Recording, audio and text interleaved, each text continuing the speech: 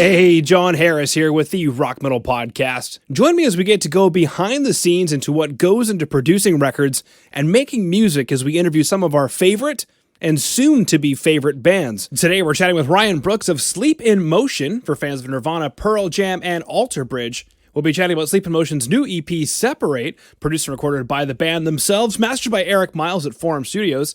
We'll get to hear the story about how all of that came to be, why it's so important to see yourself as a professional musician along your journey, and so much more. So please stay tuned to the very end. But first, let's check in with our beautiful sponsors. Asher Media Relations, doing public relations for everything loud. For your band needs to be seen and heard in print, online, and radio. Head over to AsherMediaRelations.com. That's AsherMediaRelations.com. Mention the Rock Metal Podcast and get your band noticed. Syndicol Music is a full-service agency for musicians offering record label services, marketing, branding, production, and management. Head over to syndicolmusic.com. That's syndicolmusic.com. SYNDICOL music.com. Mention the Rock Metal Podcast and take your music career to the next level. All right, Ryan, welcome, and thank you so much for coming on to the Rock Metal Podcast today. Go ahead and say hi to all of our beautiful listeners. Hi, I'm Ryan Brooks, and I am the lead singer in the band Sleep in Motion from the UK. And thank you for having us, me. Yeah, absolutely. Well, I mean, everybody else is here in spirit, right? Exactly. Beautiful. Now, Ryan, what was the greatest moment for you producing this new record, this EP, Separate? Producing the EP, it was the fact that we got to do it all together. It was really... It was good for the aspect. We always record the drums in a studio, but we tend to do everything else like kind of in-house. So we'll do bass, guitars, and vocals all together and self-produce it and mix it ourselves, and then we just get it sent off for mastering. So it's kind of really fun that we all get to kind of do it together, and it gives us a lot more time and flexibility. Purely for the fact that it's just nice being able to control kind of all sides of it, and we're not on a time limit in a studio. It's all our own time, so if we want to record whenever, we can just plug in and go. So yeah, it's kind of really nice to be able to do that all together and all sit around and do it. Yeah, absolutely fun. You get to record and mix the record together, not being on a time limit. You know, there's no management, there's no A&R, there's no record company breathing down your back. But more specifically, you mentioned the studio time part of it, not being on a time limit in the studio. Take us maybe a bit more through that.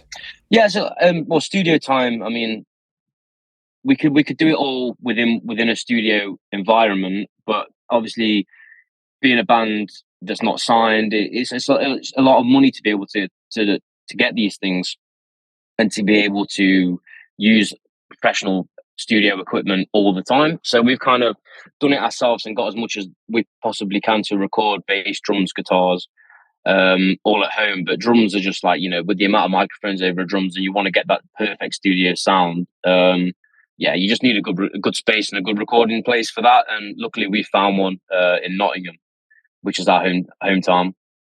We managed to make it work, and the rest, like I say, is done all at home, just all recorded. That's the beauty of the 21st century nowadays, is that it can all be done kind of isolated, and we can do it away. We can take things away. It doesn't all have to be in one certain location, which is kind of great for us. That we can just kind of work on it apart and send it to each other, and just do it like that. It's cool.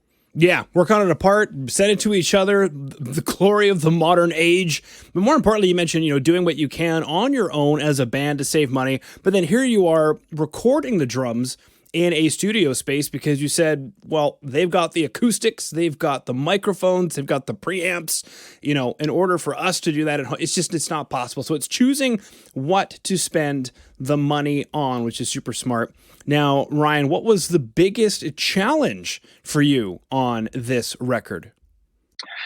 I live further away from the other two guys, so I kind of live about 3 hours away from them. So we're not exactly in the same location, so we can't always be together. But I also think it kind of works as a positive in the way that we're not with each other all the time.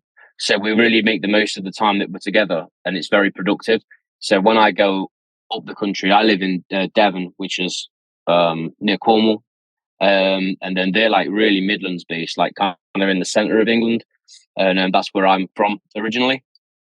So yeah, when I go up there, it kind of it's really good because we kind of have like 2, 3 solid days, and it is all just music, and we have a few beers at night, but it's really really focused on the music. Whereas if we were with each other all day, we might not as be productive. So I think it's kind of it works in our favor in a way that when I come up or they come down to me, it works really well. Okay, very cool. Now, one of my questions I was going to ask, as you said, well, we live really far away from each other. I thought, okay, there might be some bands listening in or musicians listening into the podcast right now who have a similar sort of scenario or story. How do you, and you kind of already mentioned it, but how do you overcome that challenge, or what have you learned from that challenge going further into the work? Like, for example, you mentioned you guys are recording a full album right now. How did you learn from that in recording this EP? I think it's really important to obviously stay in touch, and it's great for planning. I mean, we can.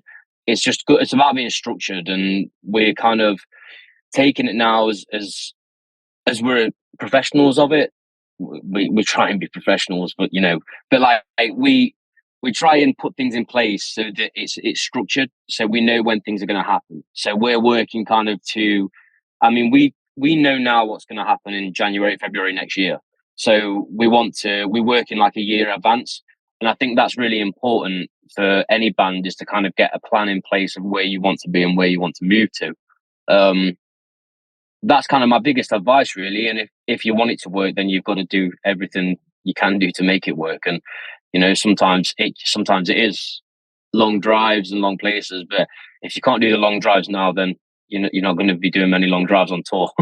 So from the tours that we've done and from the tours that we've done in previous bands, we know how kind of grueling that life is. So, it's we're kind of used to it as well. We've had a long time in the industry, like I say, all being in previous touring bands.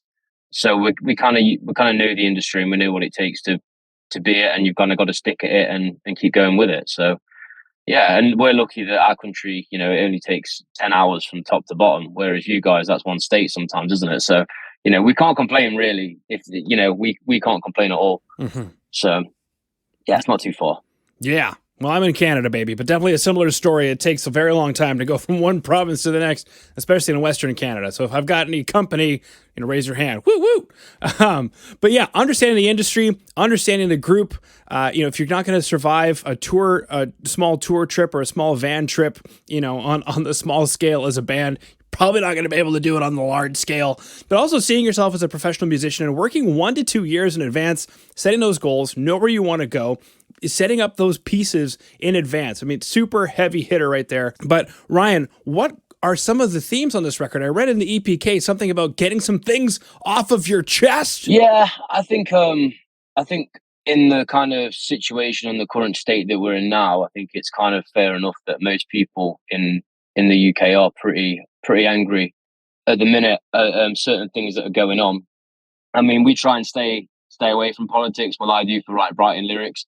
This is more kind of personal things. I think this EP, I feel like I had to get some of these things off my chest. And yeah, I'm glad I did, because now it's it is like a therapy kind of thing. And once it's out, it's out. And I kind of like the fact as well that I don't really talk too much about vocals. I like kind of hearing people's interpretations on what them songs mean to other people. I mean, that's really cool. And it's just really nice to hear what other people think of the music rather than kind of giving what it's about, because I think that the amount of songs that I listen to and they have a meaning to me, but then you hear the other guys say, or other bands saying, oh well, I actually wrote it about this, and it's nothing to what you kind of think it is. And I really like that about music, is that you interpret it to what your feelings and how you see what you're seeing at that time in your life. And I think you always kind of remember that once you hear a song, and if it sticks with you, you kind of remember the feeling you felt when you first heard it. I definitely hear what you're saying there, trying to stay away from politics, getting personal, getting things off your chest, using it to be cathartic and therapeutic. And you mentioned it was good for you. Was that difficult to get personal and to get vulnerable? Take us through the stage, I guess, from making the decision to do so, unless you already had, years ago sort of thing, and what that feeling of release was like, because I think that would be very important for everyone listening in right now.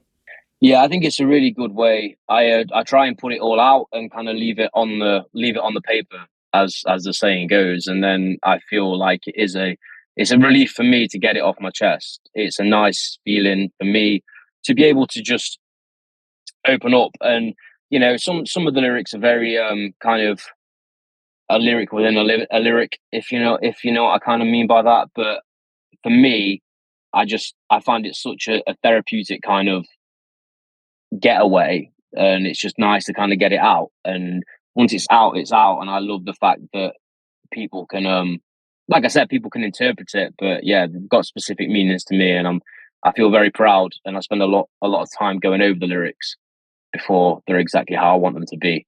But then I don't know, sometimes like I'll go over them for a long, long time, and then sometimes it's the first draft that goes through.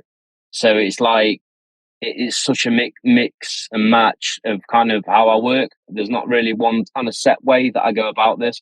Especially like I say with the new record as well. That's very much the same. Some of the lyrics are like very kind of like straight away. They're there, done. Let's record them. And some of them I'm working on now, and I'm kind of thinking, no, I don't like that. I don't like that, and just changing them constantly. Um, so yeah, I think it's just for me, it's very important to say how you feel, and it's I find it very therapeutic and nice to get it off my chest. So yeah, it's kind of a hard question, actually. Wow. Okay. Well, cool. I mean, I think you did a good job of answering said question because I've heard it before in a couple of different ways. Mm, That if you get vulnerable, you're able to connect with more people. But that's a difficult transition for a lot of artists to make because I think in the beginnings, maybe when we're young or just naive or whatever, it's like, well, I can hide behind this guitar or I can hide behind these vocals. And then people are like, it's a good song, but there's something I'm not getting and I can't put my finger on it. And it's the connection. There's a lack of connection. yeah. But, to sit there and have your band go, whoa, you went through that? Like, yeah, I Mm. think it changes everything. I find the scariest kind of thing is when you first obviously the other two guys, they're my best friends in the world, and when I first send them a song or something like that, I kind of get this initial like it's to them. There's a huge stigma around mental health, isn't there, at the minute, and people not talking, and we all three of us together try and be as very open and honest about everything like that as we possibly can and possibly feel, because that's so important. And I feel like we send these songs to each other, and we can tell how each other feel, and I think, yeah, like I said, it's very much a therapeutic process to to write the songs and to send them to them. Like I really appreciate the guys when they come back and say they like the meaning of the song and they understand it and they understand why I wrote it. So yeah, definitely. I mean, I tell the guys everything, and then it kind of comes out in the songs, so they get it, they hear it, and they kind of, like you say, they kind of take a step back and be like, oh, that's how you feel, But yeah, it's cool. It is a cool process. It is a cool process, and that is how you feel, baby. But yeah, being vulnerable in the lyrics, connecting with your audience, connecting with yourself, even connecting with your band. More to come, but let's go ahead and check in with our beautiful sponsors. Two Madsen is responsible for producing, mixing, and mastering some of the best metal for over the last 20 years. From Meshuggah to The Haunted to Poison Black, Kemper Profiler packs for guitar players, and Easy Drummer expansion packs for programming drums. Two Madsen can take your production to a level previously unheard. Head over to twomadsen.com. That's twomadsen.com. TUEMADSEN. Click contact, fill out the info for your next project, and let Two know that the Rock Metal Podcast sent you. Wormhole Death is a modern record label, publishing, and film production company born in 2008. Getting signed to this label means global distribution, publishing, and marketing with Wormhole Death's roster of global partnerships. Head over to wormholedeath.com. That's wormholedeath.com. Submit your band and let them know the Rock Metal Podcast sent you. How would you define success at this stage of your career? It could be with regard to this release. It could be as up to this point. You mentioned having some, what's the word I was looking for here? Some time already in the industry. So how would you define success at this stage of your career, Ryan? I find success in what you make of it. I feel, for me, my success is if we write a good song and we're all happy with it, like, and we all appreciate that. That's kind of my success. Like I don't seem to measure success on like the gigs we play.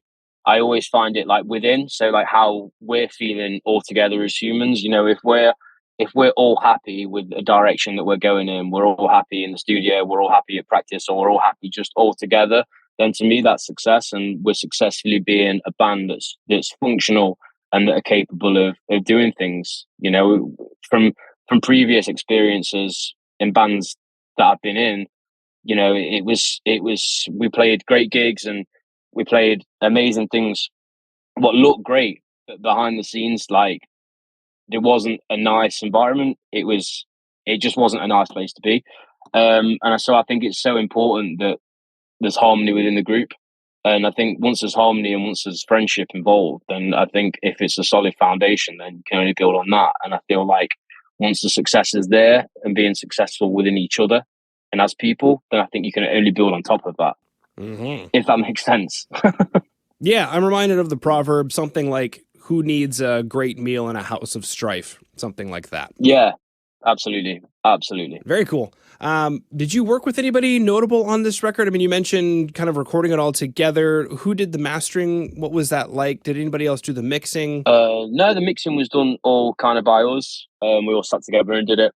We sent it to Forum Recording Studios, and there's a guy there called Erik Miles, who is the guy who mastered both of the EPs that came out, and he's a great guy. And he's worked alongside a band called Slaves, if you've heard of them over there. They've just changed their name, but I can't actually remember what they've changed their name to. But yeah, that was a great place, and we played that venue. Actually, we got to know him with one of the other bands that me and Alex were both playing in, and he was telling us loads of stories about people who played there in the past, and he told us that the owner once had Oasis play there, and they played to like 10 people, and they were actually a support band for something else.